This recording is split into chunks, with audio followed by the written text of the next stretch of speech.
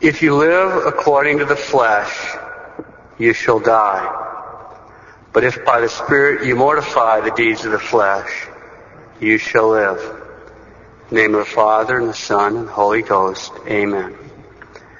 We've been working our way through the Ten Commandments, and because of the massive confusion in our society, we've been trying to build a really solid foundation to understand the sixth and ninth commandments. Through it all, we've seen one consistent theme: the incredible importance God attaches to the great creative power. Let's review. When we started, we considered the amazing fact that although God could have continued making men, just like He did the first one, from scratch, just out of the slime of the earth, and breathing into them the breath of life, although He could have continued making men like that, He didn't. Instead, God shared some of His incredible creative power by blessing man and woman and making them the joint guardians of this incredible holy power in cooperating with Him in bringing forth babies, immortal creatures. And precisely because His power of bringing forth new immortal beings is so incredible, so important, and so holy, God protected the creative power by wrapping it up with purity and modesty, and then commanded that it only be used inside the boundaries of a very blessed and special state of life. A state of life that's so blessed that in the case of a baptized man and woman, God has raised it to the level of a sacrament, the sacrament of holy matrimony. We've seen that the primary purpose of this blessed state of life is the procreation and education of children, since it's God's plan that babies not only be brought into the world inside a family, but also brought up in the world inside a family. So the constant theme is that the power to bring forth new life is a holy power which must be carefully shielded with modest and pure behavior. And it's God's special gift meant to be used by married couples and by married couples alone. This point was made very clear by Pope Pius XI in his encyclical on Christian marriage. Quote, "The primary end of marriage is the procreation and education of children. Since the duty entrusted to parents is of such high dignity and of such great importance, every use of the faculty given by God for the procreation of new life is the right and the privilege of the married state alone, and it must be confined absolutely within the sacred limits of that state." Close quote, the Vicar of Christ. The primary end of marriage is the procreation and education of children. The duty entrusted to parents is of such high dignity and of such great importance that every use of that great creative power is the right and privilege of married people alone and must be confined absolutely within the sacred limits of that state of marriage. It's critical for each one of us to firmly grasp that point. That's where the war is right now. Our enemies in the culture of death are using television, movies, videos, popular music, the internet, magazines, public schools, all their weapons of mass destruction to constantly blast away and attack this very idea.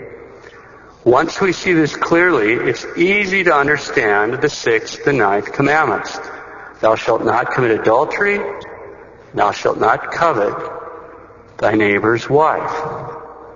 On the one hand, these two commands require each man to preserve purity of his mind and body by regulating that great creative power in accordance with reason and faith. On the other hand, these two commandments prohibit him from sinning against that power in thought, word, or deed. Let's consider how these commandments apply to both the married and to the unmarried. The married. As we've seen, the primary purpose of marriage is the procreation and education of children. Secondary purpose of marriage, mutual help and comfort of spouses, and a remedy for concupiscence. Acts between spouses are good to the degree that they conform to these two ends of marriage.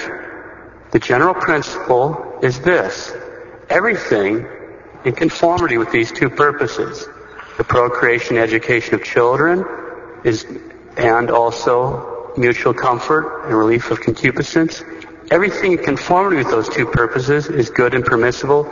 Anything opposed to them is evil and forbidden. Examples of evil and forbidden acts would include adultery, contraception, and direct sterilization.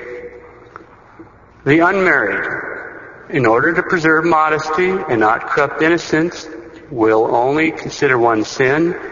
Once we understand that, we'll understand all the other permutations.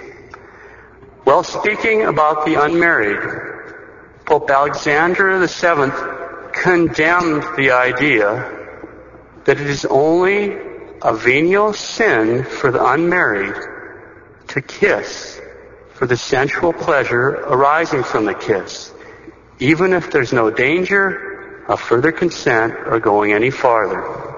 It's condemned to say that it is only a venial sin for the unmarried to deliberately kiss for the pleasure of kissing.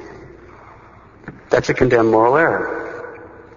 What does this mean? St. Alphonsus explains, quote, "This means that every time someone, with sufficient reflection and full consent of the will, delights in carnal or sensual pleasure associated with someone with whom he is not married, he commits a mortal sin."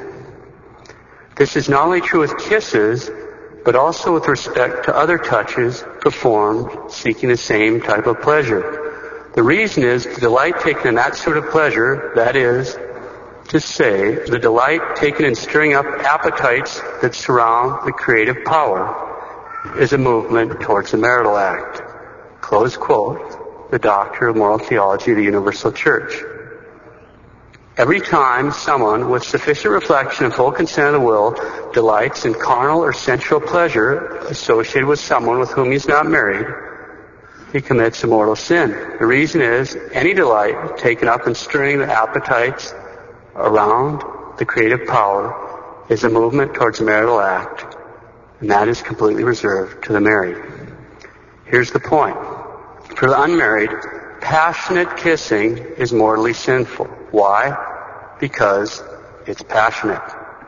The unmarried do not have a right to deliberately stir up those kind of passions, whether by thought, word, or deed. Those passions, those delights, those particular pleasures are reserved strictly for the married, and only for the married.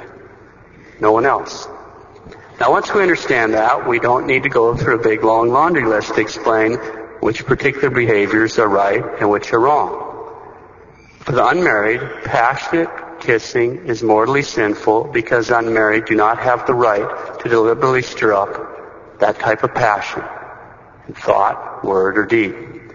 Now, when this topic comes up and people discover that passionate kissing is the privilege of the married and a mortal sin for the unmarried, there are usually a number of people that are quite panic-stricken. Before we go any further, there's a little reminder to anybody that might be in that state. In order to commit a mortal sin, you have to know that it's a mortal sin. You have to know it's seriously wrong. So relax.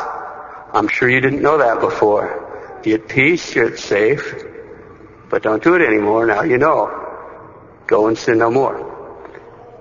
Now that we see the problem with passionate kissing, here's the basic moral principle that underlies all of it. It applies to thoughts, words, and deeds. All pleasure outside of marriage that is associated with the creative power, all of that type of pleasure that is directly willed or desired, intentionally procured or permitted, is a mortal sin for the unmarried. Therefore, it is a mortal sin for the unmarried to think, say, or do anything with intention of arousing even the smallest degree of this type of pleasure. Earlier on, we've already applied this principle to the case of immodest glances. We'll go over that quickly, but keep in mind it applies across the board to thoughts, words, or deeds, okay? So we take the case of a glance which stirs up lust, or is a near occasion of stirring up lust. That's what we're talking about, that kind of glance. Now, we're not talking about spouses. This is with people that aren't married. If there's no intention to this glance, say it's accidental, and no consent to the pleasure stirred up, there's no sin. No intention, no consent, no sin. If there's no intention, but perhaps some faint consent before he realizes what's going on and rejects this, what the moralists call a semi-deliberate consent, then there's venial sin. If there's no intention and full consent, he's going, hey, all right. That's a mortal sin. If there's a direct intention, I am going to look at this bad video. That's a mortal sin. Okay? So it's easy if you remember this chart, keep in track. No intention, no consent, no sin. No intention, some consent, venial sin. No intention, full consent, mortal sin. Direct intention, mortal sin. So no intention, no consent, no sin. No intention, some consent, venial sin. No intention, full consent, mortal sin. I intend to do this, mortal sin.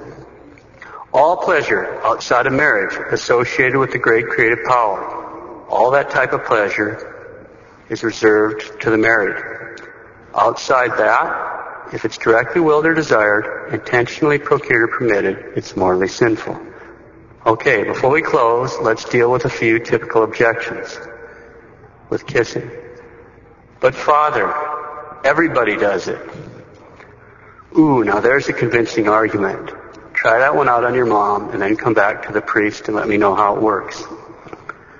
But what if we really like each other? Presumably, you wouldn't want to passionately kiss someone you don't like. But we're already engaged. All the more reason to be careful. You're still not married. Traditionally, the honeymoon comes after the marriage.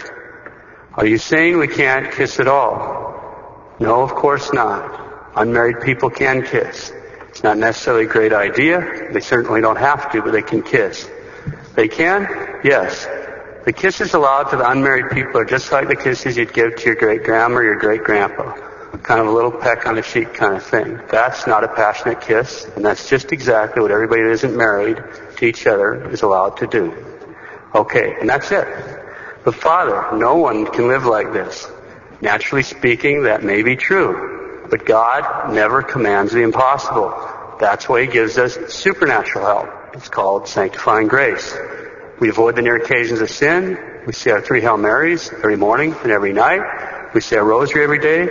Go to confession every week or 2 and make fervent communions, and you'll be able to live like this. Isn't that exactly what St. Paul is telling us in today's epistle? If you live according to the flesh, you shall die. But if by the Spirit you mortify the deeds of the flesh, you shall live. Indeed, we can live like that. Let's review. Today we finally consider the 6th and 9th commandments. Thou shalt not commit adultery. Thou shalt not covet thy neighbor's wife. We've seen that the power to bring forth new life is a holy power, and God expects us to carefully shield it with modest and pure behavior. This power is God's special gift, which is to be used by married couples and married couples alone. We've seen that point emphasized strongly by Pius XI, who said, quote, the primary end of marriage is the procreation and education of children. The duty entrusted to parents is of such high dignity and of such great importance that every use of the great creative power is the right and the privilege of married people alone and must be confined absolutely within the sacred limits of the state of marriage. We've seen it to the degree that we clearly understand and see this idea that every use of that creative power is the right and privilege of the married alone. To that very degree, we'll be able to see and understand the reasons and the ideas underlying the church teaching with the 6th and 9th commandment. And we'll be able to defend it in the face of this culture. We've seen that for the unmarried, passionate kissing is mortally sinful simply because the unmarried do not have the right to have those type of passions. They don't have the right to strip those passions by thought, word, or deed. Those passions, those delights, those pleasures are reserved strictly for the married. Once we understand that, we can understand whatever other kind of particular behaviors are wrong and why they're wrong. We've seen the fundamental principle that all pleasure outside marriage that is associated with that creative power, that is directly willed or desired, intentionally procured or permitted, is a mortal sin. We've seen if that pleasure has arisen and there was no intention and no consent, there's no sin. No intention and some consent, it's a venial sin. No intention, full consent, it's a mortal sin. Or direct intention, it's a mortal sin. Let's close. How high are the stakes in this battle to mortify the deeds of the flesh by the Spirit? 2 points to ponder. St. Alphonsus, quote, "Sins against the 6th and 9th commandments are by far the most common matters in confessions, and are the sins which fill hell with souls. Since these are the most frequent and most abundant confessional matters, and on account of which the greater number of souls fall into hell, indeed I do not hesitate to assert that all those who are damned on account of sins against the 6th or 9th commandment, or at least not without them." Close quote. Second, on July 13th, 1917, Our Lady showed the 3 little children at Fatima a terrifying vision. She opened her hands and the ground vanished, and they found themselves standing on the brink of a sea of fire, a fire that was filled with huge numbers of devils that looked like black and horrible animals. They were filling the air with their shrieks. There were also huge numbers of damned souls that were tumbling around in the flames and screaming in terror and agony. And they also saw souls. It looked like a blizzard of snowflakes. There were so many souls falling into hell, like snowflakes in a storm. Blessed Jacinta said Our Lady told her that more souls go to hell because of sins of the flesh than for any other reason. More souls go to hell because of sins of the flesh than for any other reason. If you live according to the flesh, you shall die. But if by the Spirit you mortify the deeds of the flesh, you shall live.